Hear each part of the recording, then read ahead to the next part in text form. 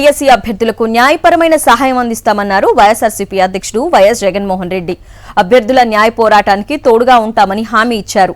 తాడేపల్లిలోని వైఎస్ఆర్సీపీ కేంద్ర కార్యాలయంలో డిఎస్సీ అభ్యర్థులు వైఎస్ జగన్ ను కలిశారు. డిఎస్సీ నియామక ప్రక్రియలో జరిగిన అక్రమాలు, ఉల్లంఘనలను జగన్ దృష్టికి తీసుకెళ్లారు. దీనిపై స్పందించిన ఆయన పార్టీ లీగల్ సెల్ ఈ పోరాటంలో సహాయపడుతుందని, న్యాయపరంగా అయ్యే ఖర్చులు కూడా తామే భరిస్తామని హామీ ఇచ్చారు. డిఎస్సీ అక్రమాలు, ఉల్లంఘనలపై సీబీఐ విచారణ జరిపించాలని ఇప్పటికే డిమాండ్ చేశామని డిఎస్సీ అభ్యర్థులకు తెలిపారు వైఎస్ జగన్మోహన్ రెడ్డి. తమ ప్రభుత్వం అధికారంలోకి రాగానే ఇప్పుడు అన్యాయం జరిగిందని చెప్తున్న అన్ని కేసులపైన రీ ఎంక్వైరీ జరుపుతామని తెలిపారు. ఈ ప్రత్యేక కేసులపై కమిషన్ కూడా వేయిస్తామన్నారు. పద్ధతుల్లో వీళ్ళు చేసినారు స్కాములు అని చెప్పడానికి నిదర్శనాలు, ఫస్ట్ ర్యాంక్ వచ్చిన వానికి, జిల్లాలో ఫస్ట్ ర్యాంక్ వచ్చిన వానికి ఉద్యోగం ఇలా. ఎందుకు ఉద్యోగం ఇవ్వలేదు అని అంటే వీళ్ళు చెప్పేది వెరిఫికేషన్ కు రాలేదని. వెరిఫికేషన్ కు రానోడు కోర్టుకు పోయి నాకు ఉద్యోగం ఎందుకు ఇవ్వడం లేదు అని చెప్పి కోర్టుకు పోయి కార్యక్రమం చేసినాడు అని అంటే ఫస్ట్ పేపర్లు లీక్ కాడి నుంచి జరుగుతా ఉన్నారు. ఇలా కావాల్సిన వాళ్ళకు ఫస్ట్ పేపర్లు లీక్ ఇచ్చి కొంతమందిని తెచ్చుకునే కార్యక్రమం, తర్వాత రకరకాల పిచ్చి పిచ్చి జియోలు ఇచ్చి ఎలాంటి క్వాలిఫికేషన్ అవసరం లేదు అని చెప్పి ఏకంగా జీవోలు ఇచ్చి, జీవో నెంబర్ అనేది 447, జీవో నెంబర్ 4, జీవో నెంబర్ 47 ఏకంగా జీవోలో ఇష్యూ చేసి గేట్లు ఎత్తడము, గేట్లు తీసేయడము, ఆ పద్ధతిలో కూడా మళ్ళీ తీసుకొచ్చే కార్యక్రమం చేయడంతో గందరగోళం క్రియేట్ చేసినాము. సో ఇక్కడేమో 1:1 అని చెప్పి పిలిచి సర్టిఫికెట్స్ వెరిఫికేషన్ మాత్రమే ఫార్మాలిటీ అనేది పెండింగ్ లో ఉండగా, సర్టిఫికెట్లు అన్ని పర్ఫెక్ట్ గా ఆథెంటిక్ గా ఉన్నాయని తెలిసినా కూడా మళ్ళా ఉద్యోగం ఇవ్వకోకుండా ఎగరగొట్టే కార్యక్రమాలు చేసినారు. ప్లస్ మిమ్మల్ని ఎగరగొడుతూ ఫిల్అప్ చేసినట్టు చూస్తే మోస్ట్ అబ్జర్వ్డ్ పేర్లు ఎక్కడెక్కడో ఏదో క్వాలిఫికేషన్ లో ఉన్న వాళ్ళని తీసుకొని వచ్చి ఇచ్చిన పరిస్థితులు కూడా కనిపిస్తా ఉన్నాయి. క్లారిఫికేషన్ అడిగితే అసలు లెక్కలేనితనంతో క్లారిఫికేషన్ ఇస్తారు. మీరు అడిగేది ఒక క్వశ్చన్ అడుగుతారు, వాడు క్లారిఫికేషన్ ఇచ్చేది ఇంకో మనకి మీరు అడిగిన భాష అర్థం కానట్టుగా ఏదో వేరే ఆన్సర్ చూస్తే వేరే మాదిరిగా ఇంకొక క్వశ్చన్ కు సంబంధించిన ఆన్సర్ ఇస్తా ఉన్నారు. అంటే లెక్కలేనితనంతో ఆన్సర్ ఇస్తా ఉన్నారు. అసలు అందులో మీరు మోస్ట్ క్వాలిఫైడ్ తల్లి, అందుకనే మీరు క్వాలిఫైడ్ కాబట్టి మీకు కాల్ లెటర్లు వచ్చినాయి. ప్లస్ 1:1 కాల్ లెటర్స్ వచ్చినాయి. అండ్ ఒక ఫార్మాలిటీ మిగిలిపోయింది ఏంటంటే వెరిఫికేషన్ ఆఫ్ సర్టిఫికెట్స్ అని మాత్రమే ఫార్మాలిటీ. ఆ సర్టిఫికెట్లు వెరిఫికేషన్ లో మీరు జెన్యున్, ఆథెంటిక్ అని తేలితే అసలు వాట్ ఈస్ ద ఇష్యూ ఉండకూడదు. కానీ అయినా ఇష్యూస్ తీసుకొస్తా ఉన్నారు అంటే బికాస్ వీళ్ళంతా దీని సిస్టమ్ ను చెడగొట్టే కార్యక్రమం జరిగింది కాబట్టి, ఆ చెడగొట్టే కార్యక్రమంలో బిగ్గెస్ట్ ఫ్రా ఇంతకు ముందు చూపించిన 2 జీవోలు.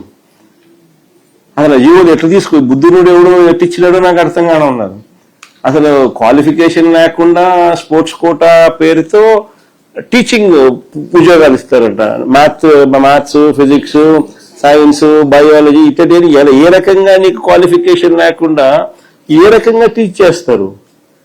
ఆ స్పోర్ట్స్ సర్టిఫికెట్ లో కూడా మళ్ళా ఫేక్ సర్టిఫికెట్లు, మళ్ళా ఇర్రెగ్యులారిటీస్, మళ్ళా దాని మీద కూడా ఈ ఒక్క ఎగ్జామ్ కి వర్తిచ్చేట్టుగా మళ్ళా జీవోని మళ్ళా మార్చినారు. మళ్ళా ఇప్పుడు నుంచి ఎవరు రాసినా కానీ స్పోర్ట్స్ వాళ్ళకు కూడా క్వాలిఫికేషన్ కూడా ఉండాలని మళ్ళీ ఇంకో జీవో మార్పు చేసి మళ్ళీ తీసుకొచ్చినాం. అసలు దాని అర్థమైంది, ఆ మధ్యలో ఆ ఫస్ట్ జీవో తీసుకొచ్చి వాళ్ళకి కావాల్సిన వాళ్ళందరికీ పోస్టులు నింపి ఆ తర్వాత మళ్ళా దానికి మళ్ళా గేట్లు తెరిచినారు, వాళ్ళకి కావాల్సిన వాళ్ళందరినీ నింపినారు, మళ్ళా గేట్లు మూసినారు. మళ్ళీ ఇంకో జీవో తీసుకొచ్చినాను. ఇప్పుడు తీసుకొచ్చి మళ్ళీ ఇప్పుడు క్వాలిఫికేషన్ ఇక మీదటి నుంచి క్వాలిఫికేషన్ ఉన్న వాళ్ళే ఉండాలా అని చెప్పి మళ్ళీ తీసుకొచ్చినాం. అంటే ఇన్ని రకాలుగా 18 లక్షల మంది ఎంతో ఆశతో రాసిన దాన్ని ఉద్యోగాలను నీ ఇష్టం వచ్చినట్టుగా ట్రాన్స్పరెంట్ గా వదలకుండా వీళ్ళు ప్రలోభాలు, వీళ్ళ లంచాలు తీసుకోవడాలు, వీళ్ళ కరప్షన్ కు రకరకాల యాంగిల్స్ లో వీళ్ళందరినీ మొత్తం సిస్టమ్ మొత్తం నాశనం చేసేసి this calls for CBI enquiry.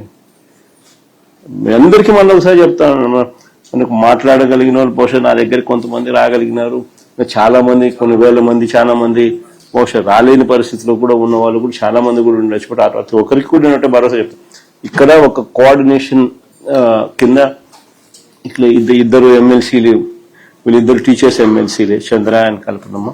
వీళ్ళకి తోడు మన స్టూడెంట్ వింగ్ నుంచి ప్లస్ మన లీగల్ సైడ్ నుంచి కూడా మన పార్టీ లీగల్ సైడ్ నుంచి కూడా లాయర్లు అందరినీ కూడా ఎంపానల్ చేసి ఒక కమిటీని ఫామ్ చేసి ఇక్కడ పెడతాం. ఎవరికి ఏ సమస్య వచ్చినా కూడా ఎనీ లీగల్ హెల్ప్, మీరు ఎవరికి రూపాయి కూడా డబ్బు ఖర్చు కాకుండా వీళ్ళే లీగల్ గా కోర్టులలో కేసులు వేసి మీ తరఫున వాద్యం చేసేట్టుగా వీళ్ళందరినీ కూడా పురమాయిస్తా ఉన్నా. సో వీళ్ళందరూ కూడా దానికి అన్ని రకాలుగా కూడా చేస్తారు, చేసి కోర్టులో కొట్లాడే కార్యక్రమం చేస్తాము. మరోవైపున సిబిఐ ఎంక్వైరీ కూడా గట్టిగా అడిగే కార్యక్రమం కూడా చేస్తాము. ఇవన్నీ ఒక ఎత్తు, పొరపాటున ఏదైనా డిలే కావడమో ఇంకోటి కావడమో మీకు న్యాయం జరగని పరిస్థితి ఏదైనా ఉన్నా కూడా బాధపడాకు. ఓన్లీ 3 ఏళ్లే మన ప్రభుత్వం వస్తుంది, వచ్చిన వెంటనే ఒక కమిటీ వేస్తాము, మీ అన్ని కేసెస్ దానికి రెఫర్ చేస్తాము, చేసి ప్రతి ఒక్కరికి కూడా న్యాయం జరిగేట్టుగా 98 బ్యాచ్ ఏ రకంగా న్యాయం జరిగిందో మీ అందరికీ కూడా మళ్ళీ ఖచ్చితంగా అర్హత ఉన్న ప్రతి ఒక్కరికి కూడా మీ అందరికీ న్యాయం జరిగేట్టుగా కూడా చేస్తాం. అది కూడా గుర్తుపెట్టుకోండి. అది అట్టాಗೂ జరుగుతుంది 3 ఏళ్ల తర్వాత.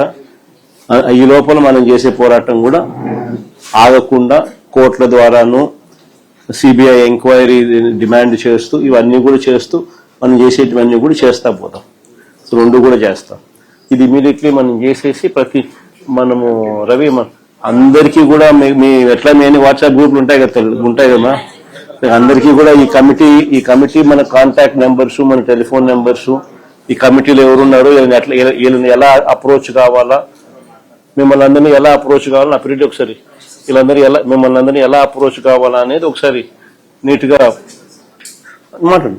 అప్రోచ్ కావాలని ఒకసారి సిస్టమేటిక్ పద్ధతిలో పెట్టించే కార్యక్రమం యాడ్ చేసి మనం అల్టిమేట్ గా కోర్టుకు అప్రోచ్ అవుదాము, కోర్టులో సార్ట్ అవుట్ చేసుకునే దానికి ప్రయత్నం చేద్దాం. ఈ 3 ఏళ్ళు పోరాటం చేద్దాం. మీ తరపున పోరాటం చేయడానికి నేను సిద్ధంగానే ఉన్నా, నేను ముందుకు వచ్చి సపోర్ట్ చేస్తాను కూడా. సిమిలర్లీ ఎంక్వైరీ కూడా సిబిఐ ఎంక్వైరీ కూడా సీరియస్ గా కూడా అడిగే కార్యక్రమం కూడా చేద్దాం. ఎన్నో ఒక వైపును జరిగిస్తూ ఉంటాం. బట్ నిరుత్సాహం అయితే పడాకండి. 3 సంవత్సరాలు ఓపికత కొంచెం పడితే తర్వాత మన ప్రభుత్వం వచ్చినాక మనం ఏ రకంగా సార్ట్అవుట్ చేస్తామని కూడా చెప్పినా కాబట్టి బాధపడాకు, చేసేది ఏమి లేదు. అల్టిమేట్ గా యుద్ధం చేయాల్సిందే. Will fight it together. అందరికీ కూడా ఒకటే అష్యూరెన్స్ ఇస్తాను. ఇంతకుముందు నేను చెప్పినట్టుగానే కొంచెం ఓపిక పట్టండి. పోరాడితేనే మనం సాధించుకోగలుగుతాం. ఆ విషయంలో 4 అడుగులు ముందుకేస్తాం. ఖచ్చితంగా పోరాడుతూ ఉన్నారు. అన్ని రకాలుగా సహాయ సహకారాలు నా తరపు నుంచి ఇవన్నీ ఉంటాయి. ఇది డిలే అయినా మనం న్యాయం సత్వరమే రాకపోయినా కూడా బాధపడాల్సిన అవసరమే లేదు. కన్ను మూసుకుని కన్ను తెరిచేసరికి 3 ఏళ్ళు అయిపోతుంది. అయిపోయిన వెంటనే మనం అధికారంలోకి దేవుని దయ వల్ల ఖచ్చితంగా వస్తాం. వచ్చిన వెంటనే కమిటీ కాన్స్టిట్యూట్ చేస్తాను. మీ అన్ని కేసెస్ దానికి రెఫర్ చేస్తాను.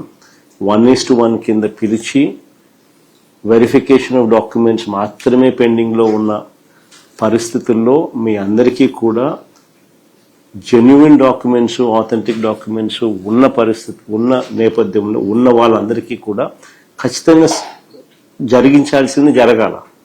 కానీ తప్పులు జరగడం వల్లనో ఇంకొక దాని వల్లనో నష్టపోయిన వాళ్ళందరికీ కూడా అవసరమైతే ఎక్స్ట్రా పోస్ట్ అయినా క్రియేట్ చేసైనా కానీ మీకు మంచి చేయాలి.